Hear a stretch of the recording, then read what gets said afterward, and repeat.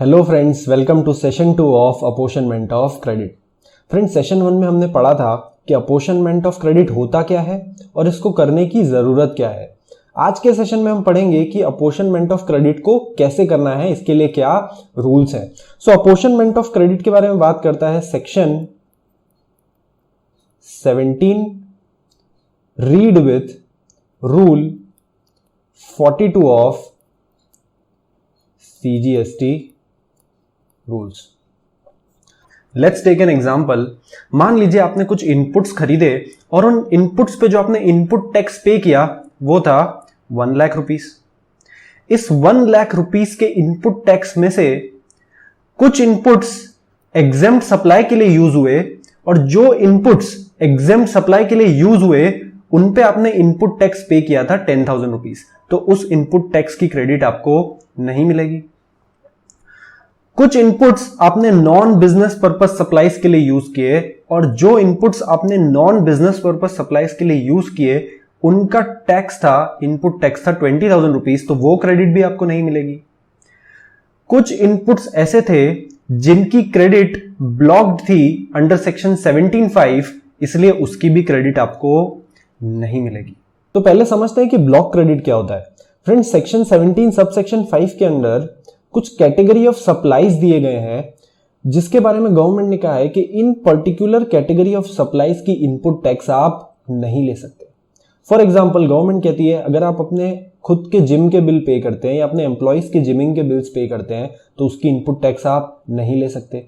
आपने ऑफिस में food order किया आपके और आपके एम्प्लॉइज के लिए, तो ये आपका पर्सनल एक्सपेंस है, इसकी आप इनपुट टैक्स क्रेडिट नहीं ले सकते। अगर आपने कोई कार बाय की, ठीक है ना, तो उस कार की आप इनपुट टैक्स क्रेडिट नहीं ले सकते हैं, ठीक है। लेकिन अगर आप कोई कॉमर्शियल व्हीकल बाय करते हैं तो वो आपका बिजनेस पर्पस इनपुट हो गया, तो उसकी आप क्रेडिट ले सकते हैं।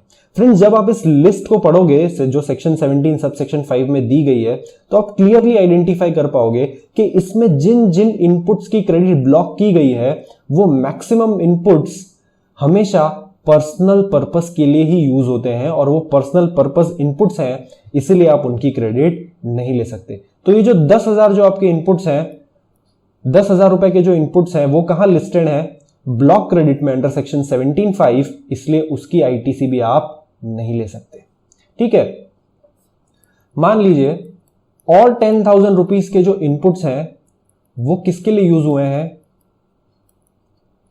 टैक्सेबल सप्लाईज के लिए, तो इनकी क्रेडिट आप ले सकते हो। तो फ्रेंड्स, 1 लाख रुपीस में से 10,000 प्लस 20,000 प्लस 10,000 40,000 रुपीस की आप क्रेडिट नहीं ले सकते, ये तो क्लियर है। और इस 10,000 की क्रेडिट आप ऑलरेडी ले चुके हो क्योंकि ये टैक्सेबल बिजनेस पर्पस सप्लाई के लिए यूज हुए हैं। अब इसके अलावा कितनी क्रेडिट बचती है? इसके अलावा क्रेडिट बचती है 1 लाख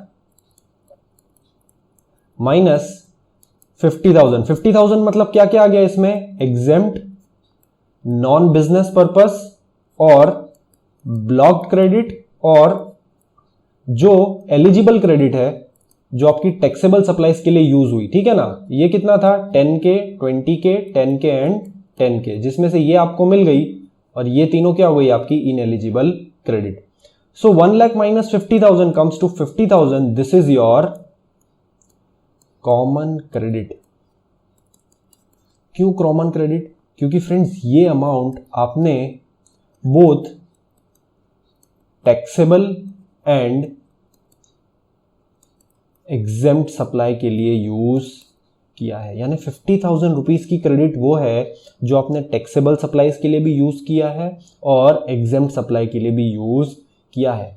तो क्वेश्चन ये है कि ये जो कॉमन क्रेडिट है आपकी 50,000 रुपीस की, इसमें से कितनी एलिजिबल क्रेडिट है और कितनी इनएलिजिबल क्रेडिट है, उसको हमको कैसे बाइफरकेट करना है। तो लॉ ये कहता है कि इस 50,000 के इनपुट को आपको टर्नओवर के प्रोपोर्शन में बाइफरकेट करना है। किसके टर्नओवर के? एग्जेम्प्ट सप्लाई और टैक्सेबल सप्लाई के टर्नओवर के प्रोपोर्शन में आपको इसको बाइफरकेट करना है। फॉर एग्जांपल, आपका जो एग्जेम्प्ट सप्लाई है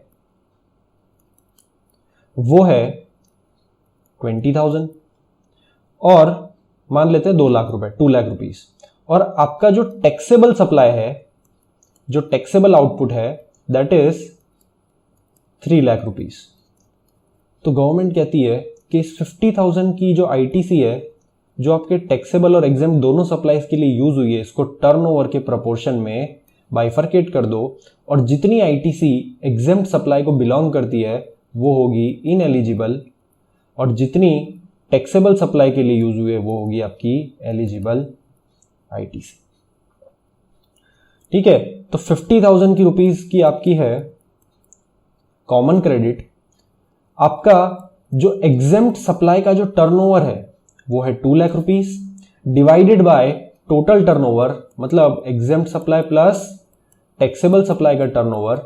तो ITC pertaining to your exempt supply is 20,000 rupees. ये हो गई आपकी इनएलिजिबल आईटीसी। ये हो गया आपका स्टेप 1।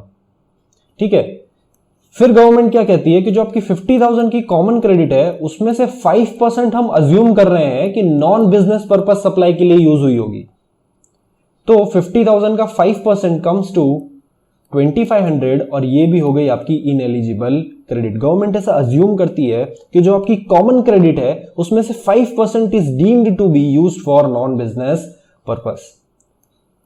तो आपकी एलिजिबल क्रेडिट कितनी हुई जिसको आप अपना आउटपुट टैक्स पे करने के लिए यूज कर सकते हो? So that comes to 50,000, that is your common credit, minus 20,000 credit pertaining to exempt supplies, minus 2,500 the credit pertaining to non business purpose, and 50,000 minus 22,500 comes to 27,500। ये है आपकी एलिजिबल क्रेडिट और इसको आप आउटपुट टैक्स पे करने के लिए यूज कर सकते हो। ठीक है फ्रेंड्स, क्लियर है? तो टोटल एलिजिबल क्रेडिट कितनी हुई? 27,500 तो आपकी कॉमन क्रेडिट में से एलिजिबल है, लेकिन हमने जो हमारा एग्जांपल देखा उसमें से 1 लाख में से 10,000 क्रेडिट किसके लिए यूज हुई थी? केवल टैक्सेबल सप्लाई के लिए। तो वो 10,000 भी आपकी एलिजिबल क्रेडिट है। So 27,500 plus 10,000 which comes to 37,500, which is your eligible ITC which you can use to pay your output tax.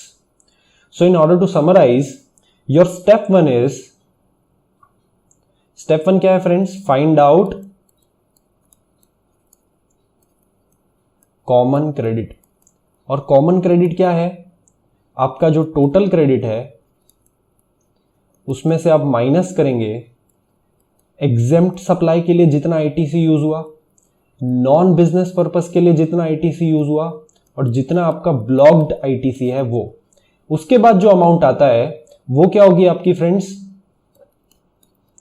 ITC eligible to be credited to your electronic credit ledger, जिसमें से आप minus करोगे आपकी eligible ITC, मतलब वो ITC जो आपने taxable turnover के लिए यूज की है, टैक्सेबल सप्लाईज के लिए यूज की है। इसको माइनस करने के बाद जो अमाउंट आएगा वो होगी आपकी कॉमन क्रेडिट, जिसको आपने टैक्सेबल और एग्जेम्प्ट दोनों सप्लाईज के लिए यूज किया है। इस कॉमन क्रेडिट में से 5% आपने नॉन बिजनेस पर्पस के लिए यूज किया है, तो वो हो गई इनएलिजिबल। और इस कॉमन क्रेडिट में से क्या करोगे आप? Common credit into exempt turnover upon total turnover, और जो आईटीसी आएगी that ITC should be pertaining to exempt supplies, और वो भी क्या होगी आपकी? Ineligible credit. So your step 1 is finding out common credit, step 2 is finding out your ineligible credit which pertains to your exempt supply, step 3 is finding credit which is used for non-business purpose, and your step 4 is common credit minus non business purpose, ये जो 5% वाला है वो, minus in eligible credit जो कि exempt supply के लिए use की वो। उसके बाद जो क्रेडिट आएगी वो होगी आपकी eligible credit which you can use to pay your output tax. And to conclude, ये एलिजिबल क्रेडिट प्लस आपने जो आईटीसी यूज की थी टैक्सेबल सप्लाईज के लिए, उन दोनों का total is your total eligible input tax credit. ठीक है फ्रेंड्स, क्लियर है? So this is all for today's session. See you in the next session.